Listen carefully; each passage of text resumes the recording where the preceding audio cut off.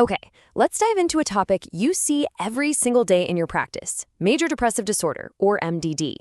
We're going to break down the essentials you absolutely need to support these patients effectively.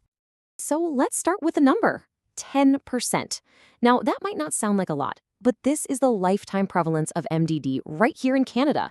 I mean, that's a staggering figure.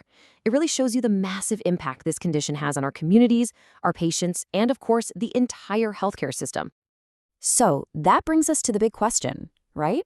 What is our role as pharmacists in managing all of this? Well, that's exactly what we're tackling today.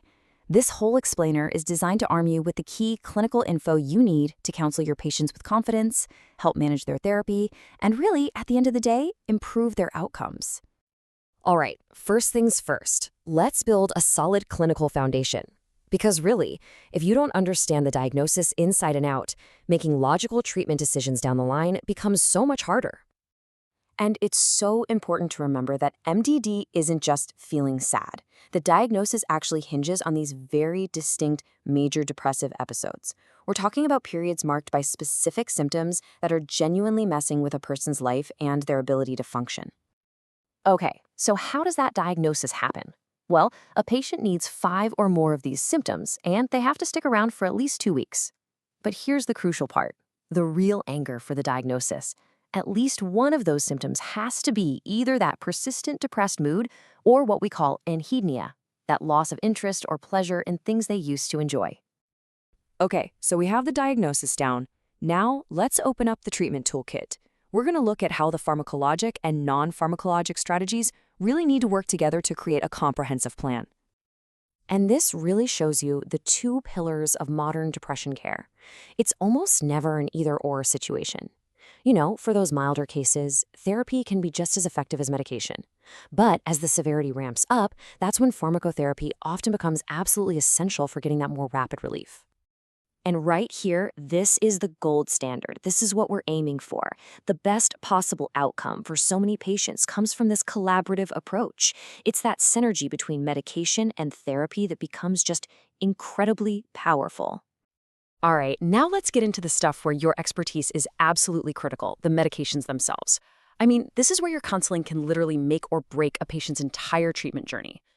So this table here, it's basically your cheat sheet from the CANMAT guidelines. These are our go-to first-line agents. Why these ones? Well, they're chosen because they have that proven balance of being effective, being tolerable, and they're generally pretty easy to use. You're going to see these crossing your counter every single day.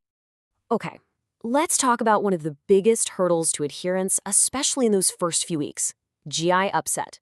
Seriously, nausea is probably the #1 complaint you're going to hear from a patient starting a new antidepressant. And here are your practical, ready-to-go counseling points. When that patient calls you about feeling nauseous, you can immediately suggest taking the dose with food. Simple, right?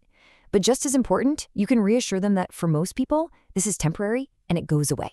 That reassurance, that's absolutely key to keeping them on their medication. Another really common one is insomnia. And you got to think about it from the patient's perspective. They're already struggling with fatigue from their depression, so not being able to sleep can just feel like a devastating setback. And once again, simple, small adjustments can make a world of difference. For those more activating agents like fluoxetine or bupropion, the very first thing you should suggest is moving the dose to the morning. I mean, that one single piece of advice can often resolve the entire issue without even needing to think about changing the medication. So all this clinical knowledge we've been talking about, it all comes together right here in your most important function, patient counseling. Let's really break down how to empower them through education. I want you to think of these 4 points as the absolute non-negotiable foundation for every single new antidepressant counseling session. You've got to manage their expectations about when it'll start working, reinforce why they need to stick with it, encourage them to call you with side effects, and of course, warn them against just stopping it suddenly. This is all vital for their safety and success. And this right here, this is the why behind that crucial 4th point. Antidepressant discontinuation syndrome isn't a relapse. It's a very real physical response. And using descriptive terms with patients like electric shock sensations helps them truly understand why a slow, guided taper is so important. Okay, this is where your clinical radar really needs to be on high alert. When you see a prescription for an agent with a short half-life, and I'm looking at you, paroxetine and venlafaxine, you need to be extra vigilant in your counseling. Really hammer home the importance of a gradual taper.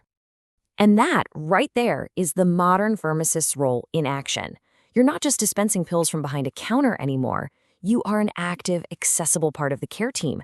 You're educating, you're monitoring, and you're boosting the adherence that is really the cornerstone of getting that patient to remission. But, the treatment landscape is changing fast. We're seeing new, rapid-acting therapies like ketamine coming onto the horizon. So our role is undoubtedly going to keep evolving. And yeah, that's a challenge, but it's also an incredible opportunity to integrate our expertise even deeper into patient care.